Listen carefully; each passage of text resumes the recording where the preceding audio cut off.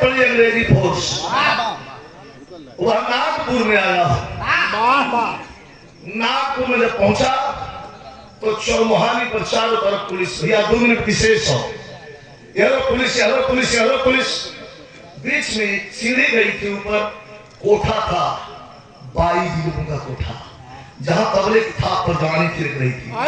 और चंपा बाई की कोठा पर सतर हर गया। पुलिस हो रही है, आजा के चंपा भाई के पीछे बैठे मुद्रा आगे गाना बजाना हो क्या चंपा भाई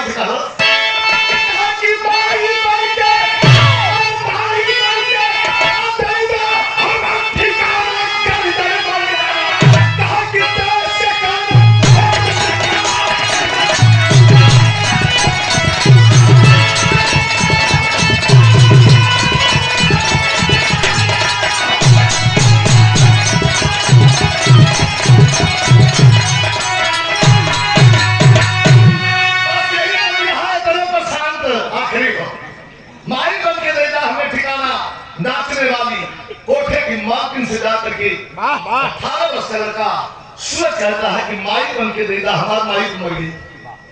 अपने माँ के कातिल को, जिसने मेरी माँ को मारा था, उसे कातिल को मार के आया हो, तो तू हमारी माई ना बन सके।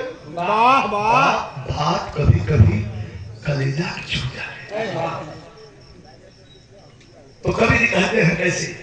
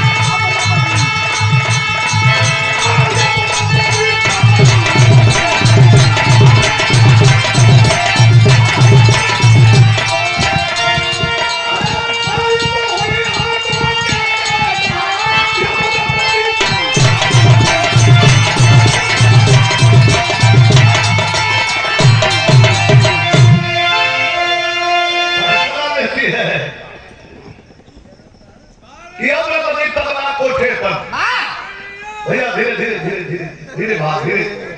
धीरे भाग, धीरे धीरे काले से कहूं घमन जा रहे जरा, बस एक कहूं गा लिया। ये समय चुप हो जा के चुप कराओगी पूरी बैठ जा।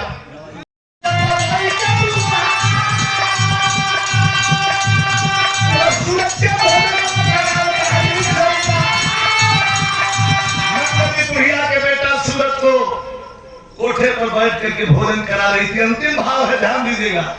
भोजन कराते हैं। अतल दरोगा दूसरे सिपाही लेके पहुंच गई। सूरज क्या भोजन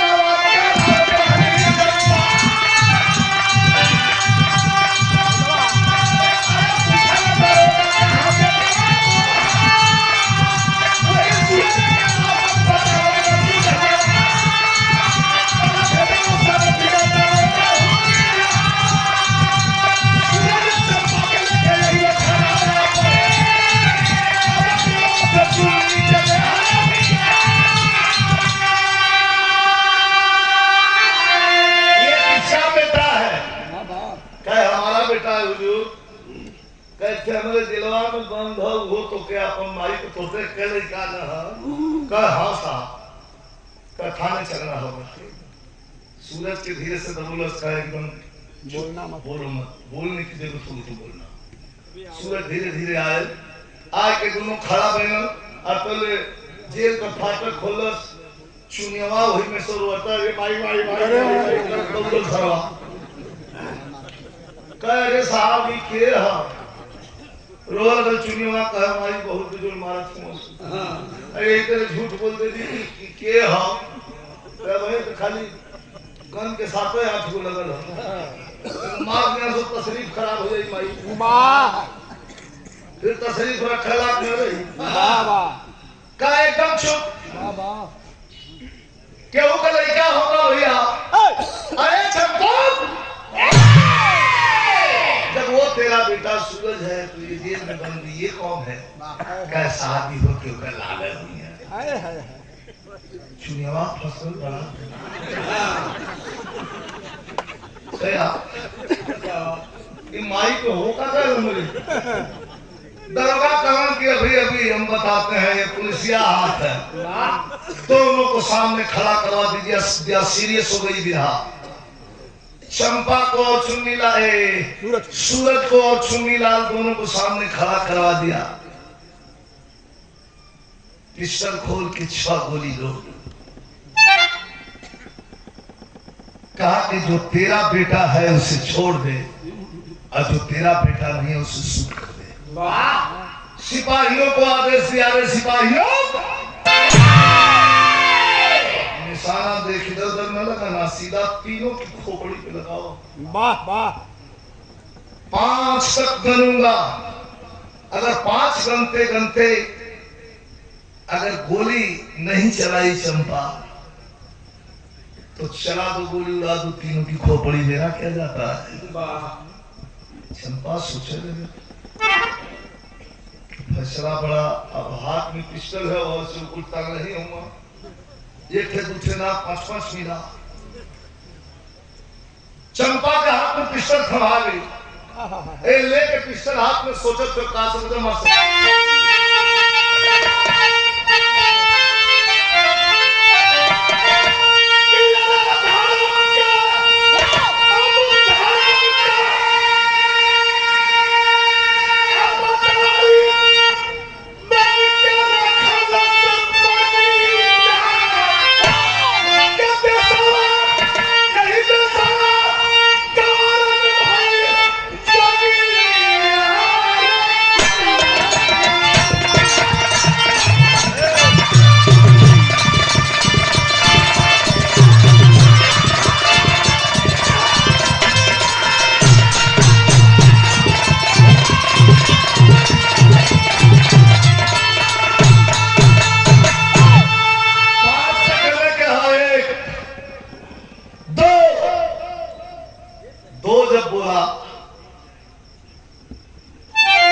सोचा चंपा ये चुन्नी रह के तबला ताल बजाई है ये हमारा बेटा जन चुन्नी लाल हो इन्हें तो छोड़ दे कई तबला बजाई है दिन भर पान निरोध होई है मतलब फालतू बोला अरे पान तो ठीक है यार अरे ब्याह माना जरूरत पड़ उनके थोड़ा टोपन सुरक्षा कवच कर दे बात कुछ बन जाएगी हर जगह ब्याह आजकल प्रचार में चल किस्सा हुआ है वो जो नार है लड़का मुंह कई घरवा में रहन देवा हां बाबू तो बाबू घूम घूम के मुंह तक वो ऐसे गोट पर के लौट गई कैसे कहेगा काव रहन दे हम अच्छा समझोगी है हम अच्छा समझोगी आजकल भैया हर स्कूलन पर बनल बनावल डब्बा लगत हो सोचा क्यों सोचा चंपा चुन्नी लग के तबला ताल बजाई है सूरज बेटा रह के हमरो आते सामने देखा नहीं है माल चुन्नी के जोगिया रे कथा दिया तार तार तार 3 गोली अपने बेटा चुन्नी लाल के मार गोली लगल जब गिरा लगल चुन्नी लाल तो यह आवाज में उसकी आहिर माई करे माई हम मार करे माई तो बेटा हम ना ही है ममता का सागर उफाई है तो कमलनाथ तो अपने कोख से पैदा करे हो बेटा, माइक भाग गई आवाज दे दिया का क्या भाई कहते चुनरी की क्या चंपा तब घबराई और पूरे की ममता सारा फकीर और तोरी सीने में खाई कि बाती और गई आवाज दिया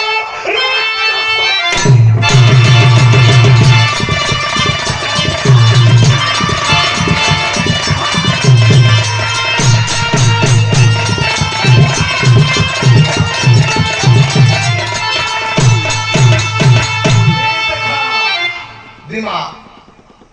अपने दरकला को छोड़ देते हैं, तबला बजाई, हमारा चकला खाना बंद हो गल, दूसर खोल गई। सूरत बेटा रह के हम लोग देश प्रेम निकले हैं, और चुन्नी के जोगिनिया किस्मिया, अरे चुन्नी के माँ दलस ममता उमड़ गई। दरोगा भाई खड़ी नजर से देखने लगा, बस गर्मी हो गई। चंपा भाई बची हुई गोली था अपनी कंपनी में मार के गिर पड़ी।